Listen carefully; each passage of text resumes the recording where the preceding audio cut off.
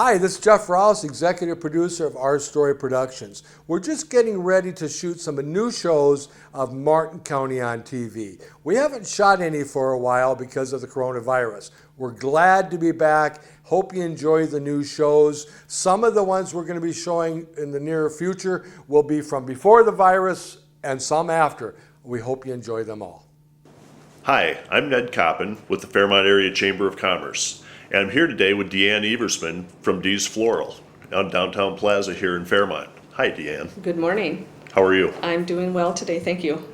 Deanne, tell me a little bit about your family and your history, maybe how you got into the floral business.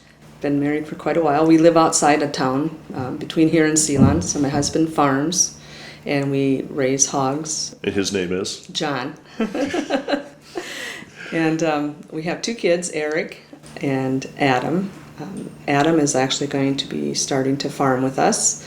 Eric lives in South Dakota and he is an electrician. And his weekend job is a paramedic, so he keeps himself busy. Yeah. Two grandkids, love them dearly. They are Adam's kids and they live really close, so I get to see them a lot. As far as my interest in floral I've always liked to arrange things. My mom encouraged me when I graduated to pursue the floral business. Never in my wildest dreams would I think that I would own a business, but the opportunity came and my husband fully supported me, and he actually comes down and helps deliver, and I've had him arranging flowers to help out, so it's nice. Kind of a family thing, which is nice. Yeah. Mm-hmm. So tell us a little bit about your history and you know how long you've been in business, how long you've been in Fairmont. I've had the business here of Dee's Floral since 2013. I have been in the business for quite a while. 1989, 1990. That's a long time. Yes, yep. So seen a few things come and go, and then come back again. So it's something that I enjoy. I have always had interest in crafts and different things, so this is a good venue for me to do it. I do like the business end too, with crunching numbers and all that. So it's got many hats in the business. Sure. Yeah. So tell us a little bit more about Dee's Floral. I can come and I can buy flowers. I can shop for gifts. Just kind of give me the scope of your business. We do a lot of silk arrangements. We have the silk flowers and gift lines. We do custom work. If you have a container that you like and you wanted to do something in it, you can bring it in and we can help you pick out flowers. We do help decorate your house. If you have questions or areas that you're working on, we can make suggestions or help you with different things like that. We do flower orders for around the world through FTD. So online delivery, you take care of all of that? Correct, yes, yeah. So we like people to call in. We have a lot of people that call in from out of state or out of town that have lived here before and need to send flowers to someone in town. Sure. So they can look us up on the web. We have a website through FTD, and I do have my email and Facebook accounts, so you can always check on there. We try to post on there a little bit, but sure. Sometimes we get really busy and we... It's a challenge to keep up, isn't it? Yes, it is, yes. We do a lot of the funeral work and helping families in their time of need for funeral flowers, and that keeps us busy. You know, I was going to ask, who's your typical customer, but I think you kind of summed that up, and it's a wide range of people and a wide range of needs. Yes. Mm-hmm. We do have people that come in and say, well, I didn't know you were here. Well, we are located downtown, so it's to get down here and do some shopping. So I know you've got a great staff at your store. Would you like to introduce your staff to our audience? I do have 3 employees. One of them that you might recognize is Tom. And Tom and I have worked together for the whole time I've been in the floral business. And then I have a couple other gals that work there. Mila is wonderful. She doesn't stop, and she does a lot of the decorating in the front. And she's very helpful with the customers. That's great. She's very friendly. Mm-hmm. Yes, she is. Yeah. And do you have one other employee? Ariel has just started in May. She does fantastic work and a little bit different designing than what I typically do. Everybody has their own little way of Sure. doing things, so it brings Variety is a something- good thing. Yeah, brings some variety in and some new ideas, which is always good. Anytime you've been in the same business for a long time, there's been many, many changes. Talk about some of the changes in your business over the years. Well, things that have changed have people use a lot more online shopping. We, encourage that. We also like to have people come in and see what we have. One thing we didn't mention is weddings. We do a lot of weddings. That's kind of my favorite niche to do. We do also have the ability with FTD. You can order flowers online through FTD's website for my shop, or you can do it through FTD. A lot of our business is from out of town and people calling in to do that. Lots of different options and lots of different ways to do business with you. Yes, so we can do FTD, we can do it on our Facebook page, you can do it on our web page. You mentioned email, Email, yep, we can do that too. or they could just walk in your store. Yes, yep, and we love it when they walk in because it's nice to be face to face with people and work with them. Deanne, I know you're a full-line floral shop. What does that mean to your customers? It means to our customers that we carry a full line of gifts, quality flowers. One thing about our flowers, they're all grown, most of them are grown locally up in the cities, so they're 5,000 miles fresher. Wow. Yeah. That makes a difference. Yeah, very good company, and we deal with them consistently. So our product is always going to be the top product that they have. We go to market to try to find unique things for different in town, and when people call in, it's nice that they know that they're dealing with somebody locally and not somebody that is just passing on orders. So to keep it local and keep it fresh. Deanne, a guy like me just picks up the phone, I call and I order roses for my wife. What are some other options that you provide? Other options available, roses are always the number one, but to do a mixed bouquet, which is coming in more popular in a lot of different greens. There's always lilies are popular right now, alstroemeria, Gerber daisies are always nice, daisies, and sometimes we get some different flowers in, hydrangeas or different kind of fillers, so it gives you a variety and it's not just one basic flower in your bouquet. Sure. What does the future hold for Dee's Floral? Well, right now we're working on changing seasons, and we change them throughout the year. Is it a fresh look and is it also different product from season to season? Yes, it is. The fall colors, winter is more Christmassy, then spring we always like to brighten up, and Sure. we like to change it up quite a bit just so that when people come in there's a new look. They might see something different one day to the next. That's great. So tell us a little bit about other things that you do in the community. I know that you're involved and you're located in downtown Plaza, and I know that that you have a big interest in downtown, but you're actually active throughout the community. I'm on the chamber board. That was a lead in, yeah. Yes. I like to help with Focus on Fairmont 1590 with decorating the downtown and trying to encourage people to come downtown to shop. Every year with the church we do the fair stand and make pies. I am in charge of pies one day and I'm in charge of the fair stand one day. So that's my involvement in church to try to help with the fundraisers for that. Thanks a lot for being with us, Deanne. And before we go, would you like to mention your website and social media? Yes, I do have a Facebook page, the website, and you can always email me. Or call. Or call, definitely. We love to get phone calls, yep. I'd just like to encourage everybody to come downtown, stop by Dee's Floral, meet Deanne if you already don't know her. Thanks a lot, Deanne. Thank It's you. been a pleasure. Yeah. Until next time, this is Ned Koppen from the Fairmont Area Chamber of Commerce.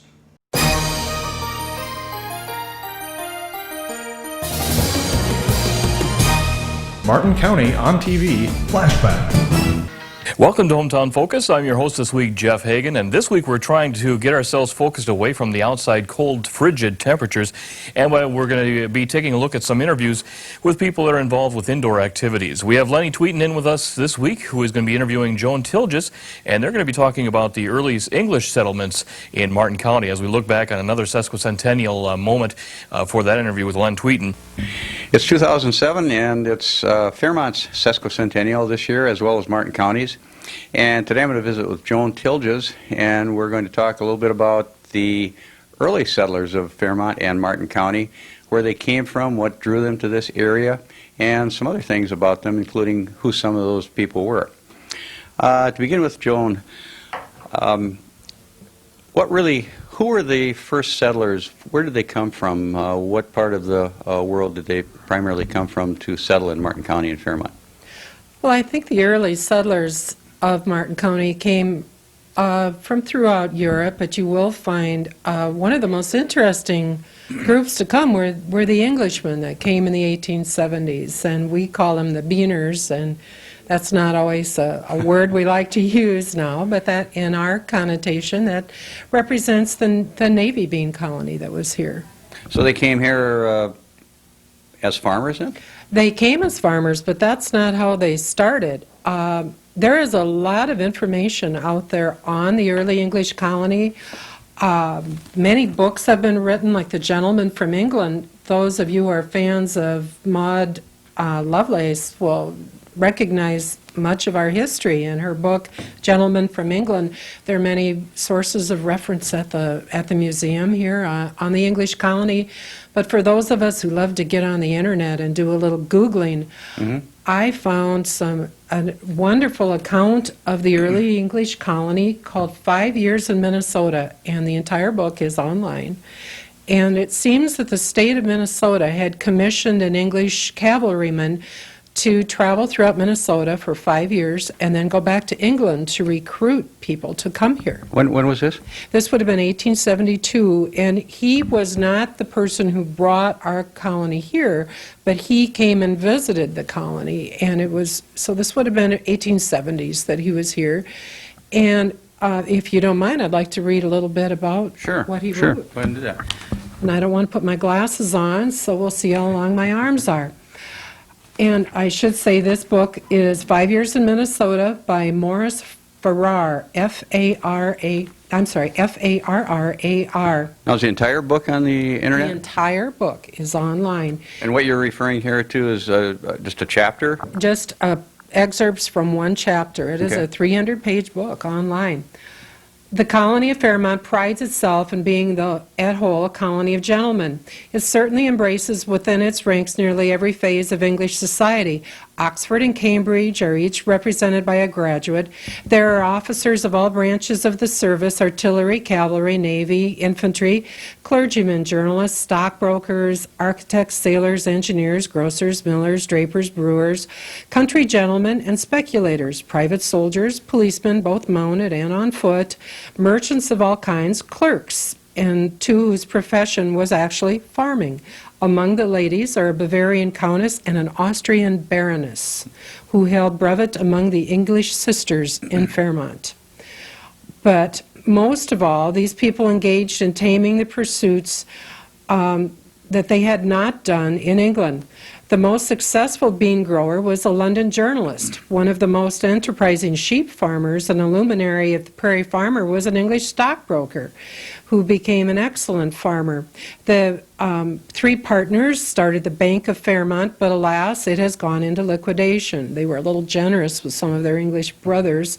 Another is the owner of an English store in Albion Hall, and also a partner, two other compatriots, in a new $10,000 grist mill, which was located in downtown Fairmont, what is now downtown Fairmont. And was loyally Christian, the Victoria. The Fairmont Brewery was owned by an enterprising young Britisher with his genuine English ale and porter, but he too was followed the example of his beer and was liquidated. This guy had a pretty good sense of humor, I think. True to the traditions of the native shores, others have gone into the public line. A clergyman's 2 sons are running a flourishing saloon. Another is kept by a sailor and a miller. One of the most popular and genial hotel keepers is an ex-London policeman. The United States mail is driven and horsed by Englishmen. Some have achieved the Frenchman's ambition of renting out their land, and indeed the country is in danger of being thoroughly anglicized if things keep going. Many Englishmen have run for office. The president of the village council, the justice of the peace, and the village marshal are all members of the English colony. And it's been carried, the English colony has piously carried their God to across the Atlantic, and St. Martin's Episcopal Church was founded by Percy Wollaston. What year was that, do you know? 1873 or 4, and One of the first churches in Fairmont. It was the first church in The first church, Fairmont. okay. And in their church records, you will see all the records of births, deaths, marriages of these Englishmen that were here. So it's fascinating if you can twist someone's arm to get in there. And it forms, now this is what's funny, you know where St. Martin's is located. This forms a pretty object in the suburbs of the village. An English colony would be incomplete without sport. Some of its members are but too well known in the neighboring race courses. They have introduced into Minnesota for the first time English hurdle races, which are very popular with the Americans. At the last state fair in St. Paul, the Britishers in their red coats and top boots, flying amid clouds of blinding dust over 4-foot hurdles, raced against President Hayes in a race and allowed him to win. Never knew that one. It was fixed then. It was fixed. One young Englishman resident here keeps a small pack of foxhounds at his own expense, and a large field is sure to attract the meets, which are chronicled in the county paper. This was tough conditions around here to fox hunt with very few fences probably, and fields were pretty rough. Quite a few foxes. But quite a few foxes and wolves. They actually did hunt wolves, they said, in the north part of the county, which is comforting. And it describes how they finished them off, and we won't read that. But the transplanting of Englishmen from the parent soil into one whose tendency is rather to bring out wild growths untamed by the softening influences of civilization, anyway, we got the point, has not always been a happy one in its results. I have observed that the muscular Christian and the devotee to athletic sports have here displayed a dangerous development towards rowdyism. Freedom has become license. And I have come to the conclusion that the extremely dry and rarefied atmosphere of these northern latitudes has something to do with the pernicious effects on the system on the amount of alcoholic stimulant, which would be comparatively harmless if it were in our own humid climate. And they didn't speak of going to rehab in those days. No, they didn't have. And I don't think they had Al-Anon either, evidently. But the younger members of the colony were noted for being rather rowdy. Okay. So in addition to all of the things we have here on the English colony, whether it be pictures or history, we can certainly go on the internet and find more information about them. Most definitely. There are a number of state history books. So the people that came here, they were not necessarily farmers. So what was their calling, or what prompted them to really come here? Were they looking for a... Quoting the prominent author for the Martin County Historical Society, he describes a Connecticut lawyer, Henry Shearman, who came here on a hunting trip and formed a company called the American Land Company. Did he live in this area? He came here hunting. I think he did farm here south of town. And in 1872, then he went to England and brought back a number of settlers with him. And that first year that they did turn 1,000 acres of sod and raised beans. But so even though they were maybe doctors or lawyers or teachers or ministers, they were coming here to try to make some big money in farming. Yes. And did he sort of overemphasize the possibility of them making it big? He did, and he made it very clear they wouldn't have to get their hands dirty because our ancestors were here ready, willing, and waiting to do all the work for them. and this was a big selling point. Many of these were second sons of English families where big brother would inherit the estate or the business, so these young men were looking for their fortunes. I don't know if it says anywhere, but any idea about how many of them remained or were successful? You know, what percentage? 50%, 10%? Those that stayed, because these were also the years of the grasshopper plague, so this was not a real successful colony. The majority left. They said what remained in Fairmont were the smallest portion, but they don't know exactly how many did stay. A number of their descendants, though, probably remain at St. Martin's among their parishioners. But many of the colonists moved on in Kansas, Montana. In fact, Percy Wollaston, we're not sure if it's a son or a grandson, moved to North Dakota and then on to Montana, where the story of his life is written in the book called A Bad Land, which was a very successful book. So then the family turned around and published 2 more books about his life in Montana.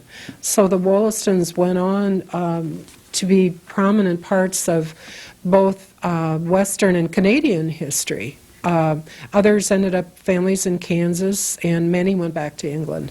What were some of the businesses that were fairly successful here in Fairmont or Martin County that you can recall from your reading? A number of the settlers 3 had started a bank, which was later absorbed into what is now Profinium, and many of the Englishmen were officers of that bank.